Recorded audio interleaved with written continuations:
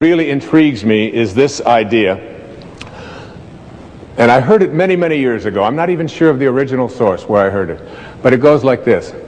When you change the way you look at things, the things you look at change.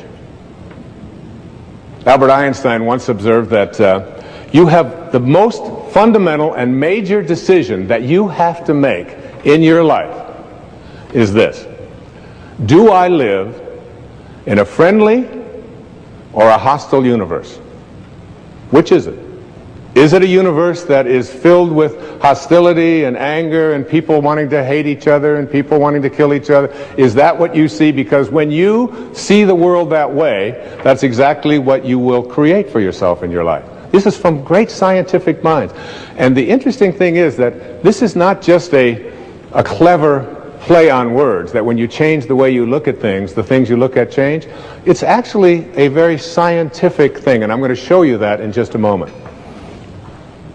I'd like you to imagine the following scene. You're in your house. You've got your car keys in your hand. The lights go out. Power failure. You can't see a thing. You stumble around in your living room and you drop your keys. And you look around for a moment and you realize that you're never going to find them in the dark. But you look outside and you notice that the street lights are on. So in your mind, a light bulb goes off. I'm not going to sit around here in the dark and grope around looking for my keys when there's a light on outside. I'm going to go out here under the street light and I'm going to look for my keys. Why are you laughing? This makes a lot of sense.